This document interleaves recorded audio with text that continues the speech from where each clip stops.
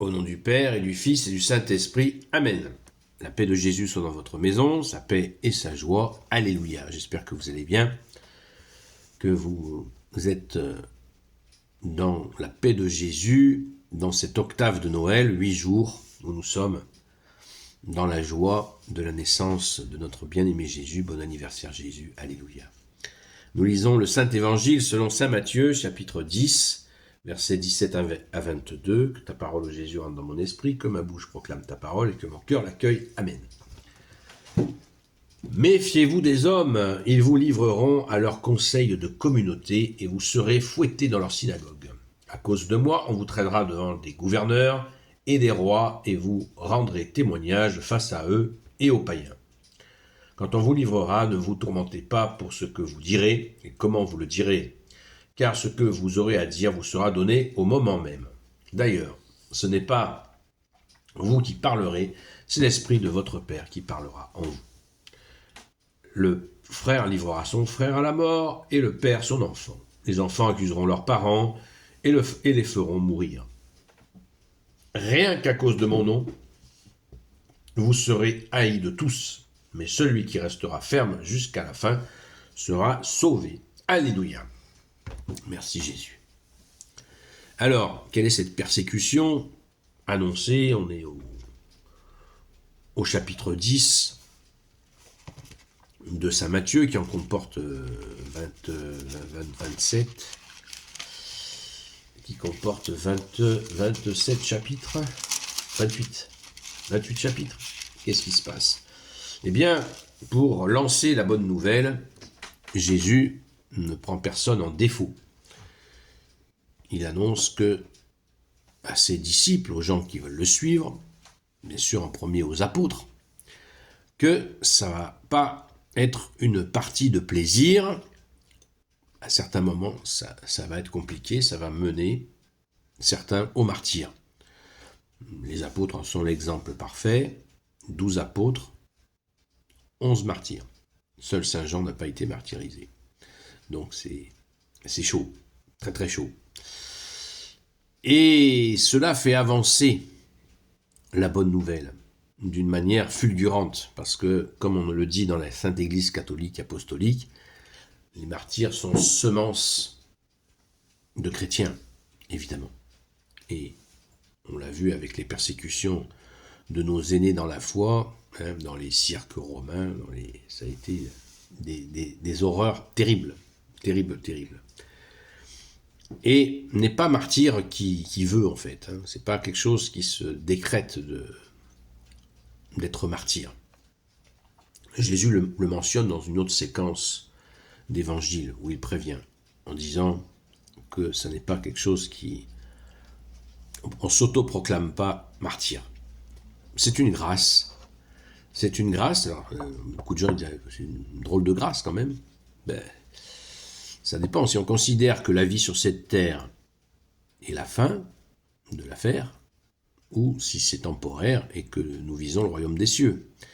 Vous savez que les martyrs, on le voit dans l'Apocalypse, ont une position magnifique dans le royaume des cieux. Et oui, il leur appartient. Comme a dit Jésus au serment sur la montagne, les béatitudes. Donc, c'est pas quelque chose qui se décrète. Et pourquoi Jésus dit ça? Parce qu'il y aurait peut-être des petits malins qui se mettraient dans une situation de martyr exprès pour essayer d'obtenir le royaume des cieux. Vous voyez la malice. Ça marche pas avec Jésus. Ça fonctionne pas. Merci Jésus, heureusement, parce que sinon ce serait un festival. Donc là, nous avons Jésus galvanise. Qu'est-ce que ça veut dire galvaniser? Ça veut dire que Jésus prépare les apôtres et les disciples à vivre des moments difficiles et leur annonce qu'il ne faudra pas reculer. Il ne faudra pas reculer dans ces situations-là parce que l'avenir de la bonne nouvelle est engagé. Et oui, la bonne nouvelle est engagée. Et qu'est-ce qui met le turbo à la bonne nouvelle? Déjà, en premier, les miracles.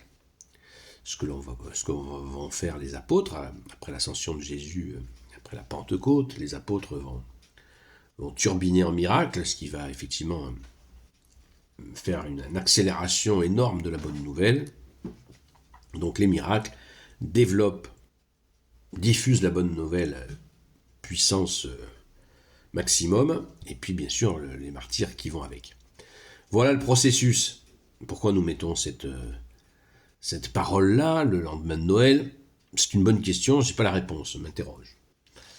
Mais en tout cas, cela a l'avantage de nous montrer que l'euphorie n'est pas forcément notre ami. Et que on peut être dans la joie, dans l'allégresse, et Jésus est la joie, comme je vous le dis chaque matin, la paix de Jésus soit dans votre maison, sa paix et sa joie. Nous sommes dans la joie, mais qu'il y a aussi ces martyrs, et ils ne sont pas exclus de la joie. On le voit avec le premier martyr, Saint Étienne, qui fut le premier martyr et qui a été lapidé, donc c'est pas vraiment une mort très douce, et qui a été tellement en état d'extase qu'il a même demandé à ce que ses bourreaux ne soient pas châtiés. Donc c'est dire qu'il c'était un état d'extase sans aucun doute. Voilà, donc qui prouve encore que c'est pas quelque chose qui se choisit par notre propre volonté, comme je viens de vous l'expliquer. Donc, rendons grâce pour cette bonne nouvelle-là qui démarre très fort, et Jésus galvanise ses apôtres et ses disciples pour nous, en fait, pour tous les gens qui ont reçu le saint baptême catholique, et ce qui nous a donné accès à la vérité, que tu es Jésus, alléluia. Gloire soit au Père et au Fils et au Saint-Esprit, maintenant et toujours, et pour l'éternité. Amen. Ô Jésus, toi qui peux tout et qui porte tout, toi le Sauveur, toi l'Emmanuel, je te confie toutes celles et ceux qui regarderont cette vidéo, ainsi que leurs proches, selon ta seule volonté, ô Jésus. Sainte Marie, Reine des cieux, toi l'Immaculée Conception, toi qui écrases le serpent, toi qui es la lune sous tes pas, toi notre Mère, Notre-Dame. Saint Joseph, toi le juste et le saint, toi le sage, toi la terreur des démons, toi le saint gardien de la Sainte Église catholique apostolique. Je vous confie toutes celles et ceux qui ont regardé cette vidéo, ainsi que leurs proches. Je te confie, bien-aimé Jésus, toutes celles et ceux qui ont regardé cette vidéo, ainsi que leurs proches. Sainte Marie, Reine des cieux, toi l'Immaculée Conception, toi qui écrases le serpent, toi qui es la lune sous tes pas, toi notre Mère, Notre-Dame. Saint Joseph, toi le juste et le saint, toi le sage, toi la terreur des démons. Toi le saint gardien de la Sainte Église catholique apostolique. Sainte Marie-Madeleine, notre chère sainte patronne, et vous, tous les saints et saintes amis de Jésus. Saint Michel Archange, Saint Gabriel Archange, Saint Raphaël Archange, et vous, tous les anges qui te servent, ô Jésus. Je vous confie toutes celles et ceux qui regarderont cette vidéo. Et je vous confie particulièrement à notre bien-aimé Jésus, je ne sais plus si je l'ai dit avant, car, comme vous vous en êtes rendu compte, je suis malade. Voilà, j'ai pris un méga coup de froid, et ça m'apprendra à me couvrir. Donc, une petite prière, une grosse prière pour moi, s'il vous plaît. Si vous voulez bien prier pour moi, ça me ferait plaisir. Ce serait sympa. Voilà. Donc, c'est pour ça que je suis un peu dans le gaz. En tout cas, quoi qu'il en soit, Jésus est mon seul médecin. Merci Jésus. Ce qui n'empêche pas de se soigner avec des remèdes naturels créés par Dieu, Père, Fils et Saint-Esprit. Alléluia. Rendons grâce, les amis. Rendons grâce. Nous avons Jésus avec nous. Deuxième nom de Jésus, l'Emmanuel, qui veut dire Dieu avec nous. À très vite.